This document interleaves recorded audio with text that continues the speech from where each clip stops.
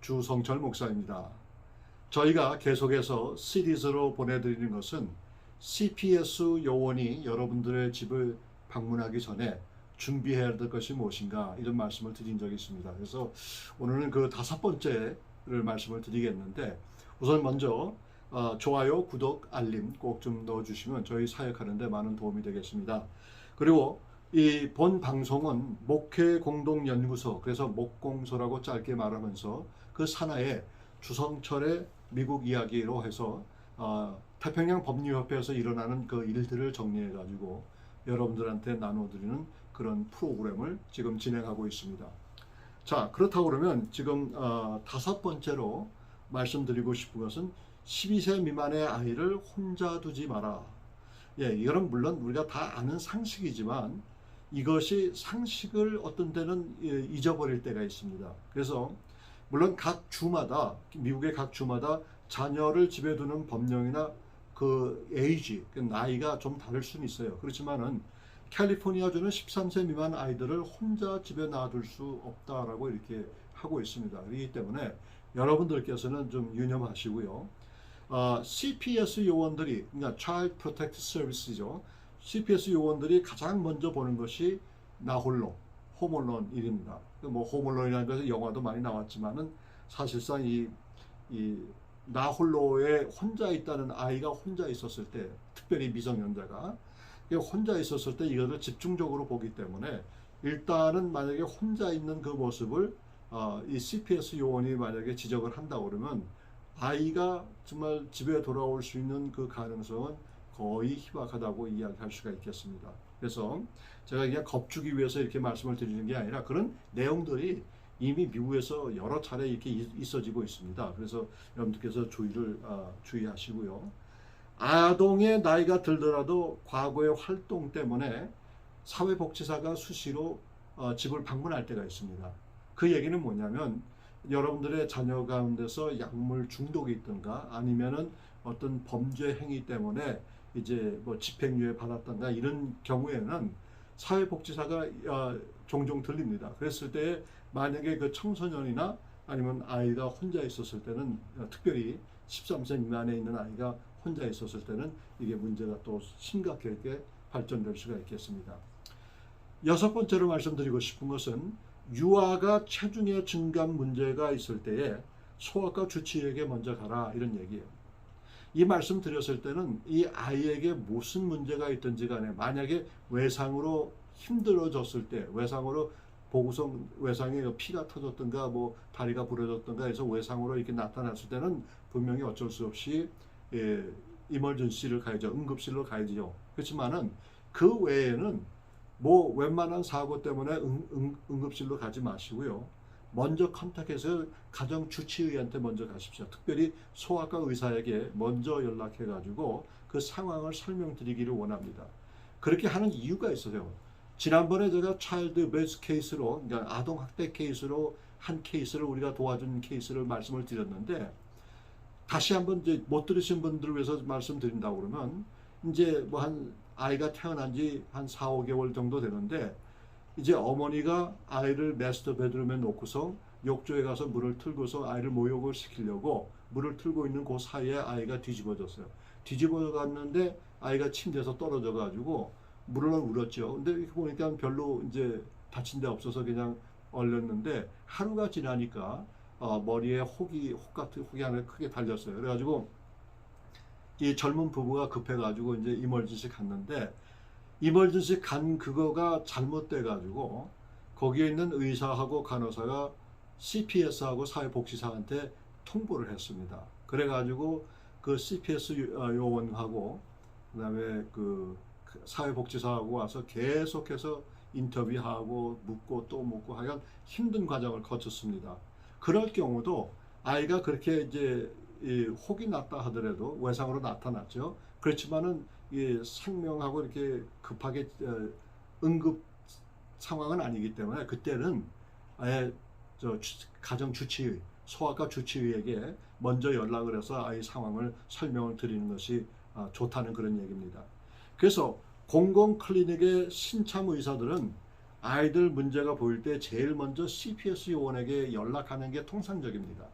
그분들이 어떤 책임 의식이라든가 이런 게 없어가지고, 물론 의사마다 다 다르겠지만은, 그래서 이분들은 웬만한 건 자신들의 책임을 회피하기 위해서 왠지 몰라도 이런 상황에 있었을 때는 CPS 요원이나 사회복지사한테 분명히 이야기합니다. 그래서 이들의 미숙한 경험과 일반적인 법 대행 체계만 신경 쓰기 때문에 자신의 책임을 무마시키려 하는 그런 태도가 많이 보이고 있습니다. 그래서 CPS는 유아나 어린아이가 문제가 생겼을 때 이유 불문하고 아동 학대라는 것을 레이블을 붙여가지고 부모로부터 아이를 부모에서부터 떼어놓는 그런 일을 하고 있는 것이 바로 CPS 요원들이 하고 있습니다. 그래서 또 한 가지는 이제 우리가 잘 알다시피 우리 미국에 오래 사신 분은 이런 일은 절대 안 하시지만은 잠시라도 아이를 차 안에 홀로 두지 마십시오. 뭐 날씨가 뭐 차갑건 선선하건 무슨 어쨌든 간에 창문 열어놓고라도 아이를 혼자 절대로 두지 마십시오. 왜냐하면 그 지나가던 사람들이 그걸 보면은 금방 신고합니다. 왜냐하면 아이의 생명에 위협이 있기 때문에. 그래서 그런 일을 여러분 하면 안 되고, 예로 오래전에 몇 년 됐습니다. 한국에서 법조인 부부죠. 두 분 다 변호사인데 두 분이 아이들을 데리고 이제 괌에 와서 휴양하러 괌에 왔는데, 잠시 마케트에 가서 뭘 구입하려고 마케트로 들어간 사이에 아이들은 그냥 차 안에 놔뒀습니다. 그 뜨거운 땡볕 차 안에. 그랬는데 결국 지나가던 사람이 신고해가지고 그 두 부부를 연행하는 것을 우리는 텔레비전을 통해서 봤습니다. 근데 그 다음에 어떻게 해결됐는지는 잘 모르겠지만은 일단 그런 일이 돼 있기 때문에 절대로 아이를 홀로 두지 말라는 얘기예요. 자, 7번째로 미래의 비난을 막기 위해서 개인 소아과 주치의에게 정기적으로 진료를 받으라. 이 얘기는 뭐냐면 이 아이들과 청소년들과의 관계에 있어서 앞으로 무슨 일이 벌어질지 모르니까 그 벌어질 일에 대비해서 여러분들이 준비할 것이 있다는 얘기예요. 그래서 그 준비할 첫 번째 이유가 뭐냐면 소아과 주치의에게 정기적으로 검진을 받고 모든 것을 기록에 남기라는 얘기입니다. 그건 뭐 당연한 얘기죠. 그래서 그렇게 하고 또 자녀의 건강 또는 신체적인 학대 가능성이 의심될 때 주치의가 대신 어머니 아버지 대신 이야기해 줄 수 있다는 얘기예요. 여러분들 제가 말씀드리지만은 일단 사건이 터지면은 이 법에서는 부모의 말을 듣질 않습니다. 그 이유는 부모는 어떤 말을 해도 그 말의 신빙성이 없다고 보기 때문에, 그래서 이제 그 교회 목사나 아니면 전도사님 이런 분들에게 좀 이제 평소에 이렇게 얘기를 하고, 특별히 이번 케이스는 의사 선생님에게 정기적으로 받은 그 진단 검진한 그 보고가 있다고 그러면, 기록이 있다고 그러면 너무나 좋은 거예요. 근데 그것을 여러분들께서 그냥 쉽게 그냥 넘기지 마시고 의사 선생님한테 가서 그 기록을 달라고 그러면은 의사 선생님은 다 기록을 줍니다. 카페에서 주는데 그 카페가 준 거를 가지고 여러분들 집에서 킵해가지고 어떤 문제가 있을 때 그걸 제시할 수 있는 그런 것이 있었으면 참 좋겠습니다. 자, 요 다음 얘기는 많은 분들이 관계가 없는 얘기이기 때문에 여기 ADD 또는 ADHD라는 그런 게 있는데, 이런 거를 모르시는 분은 그냥 넘어가시면 되겠습니다. 그러나 혹시라도 ADD나 ADHD와 또 리탈린이라는 그런 약물에 대해서 이제 아시는 분들은 좀 들으시는 게 좋겠습니다. 잠깐 설명을 드린다면, 교육국은 자녀가 ADD 또는 ADHD를 위해 리탈린을 가입할 것을 주장하는 경우 필요하다면 그 반대를 권고할 수 있는 개인 정신과 의사의 검진을 받았으면 좋겠다, 그런 얘기죠. 그러면 일부 어린이는 합법적으로 이런 약을 복용해야 하지만 또 다른 한편으로는 이런 약을 필요하지 않은 어린아이도 있단 말입니다. 근데 이 공립학교 교사들의 그 판단을 통해서 보면 학생 중에 과도하게 활동적인 학생들이 많습니다.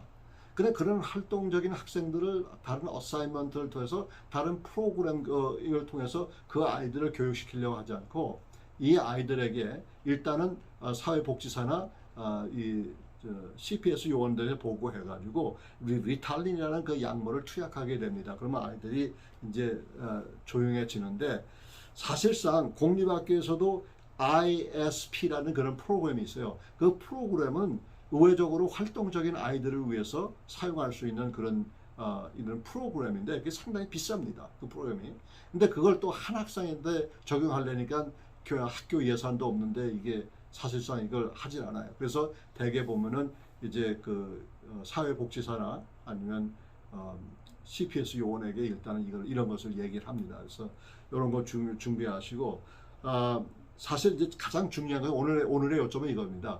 이 여러분들의 자녀를 위해서 청소년도 마찬가지예요. 청소년도 마찬가지인데 그들에게 정규적으로 소아과 의사에게 계속해서 검진받도록 하시고요. 그 다음에 그 검진받은 그 내용들을 좀 이렇게 여러분들이 이제 카피해서 소장하시고 또 특별히 어떤 그 외상에 큰 생명의 위협을 주는 그런 일이 아니면은 이머전시 찾아가지 마시고 가정 주치의한테 먼저 연락을 하시면은 주치의가 먼저 보고서 그 다음 조치를 할 수가 있겠습니다. 그러니까 여러분께서 이런 내용들을 좀 참고하시고 사실 그렇죠. 교통사고를 통해서 어린아이가 피가 막 철철 흐르는데 그때는 뭐 이머전시 가야지요. 그렇지만 그 외에는 여러분들께서 일부러라도 좀 이머전시를 좀 피하시면 좋겠고 내 자녀에 대해서 내 자녀에서 그동안 진료하고 내 자녀에 대해서 알고 있는 주치의한테 먼저 가서 진료를 받는 것이 그 우선입니다. 그래서 그 의사가 보기에 이것은 이제 뭐 수술을 해야 되겠다는 듯 뭐 이머전시를 가야 되겠다는 듯 그러면 그 의사를 통해서 이게 되면은 나중에 의사가 이머전시로 보냈기 때문에 의사의 판단에서 보냈기 때문에 의사가 여러분들의 자녀에 대한 그 상황을 대신 증언해 줄 수가 있겠습니다. 예, 오늘은 여기까지 하겠습니다. 감사합니다.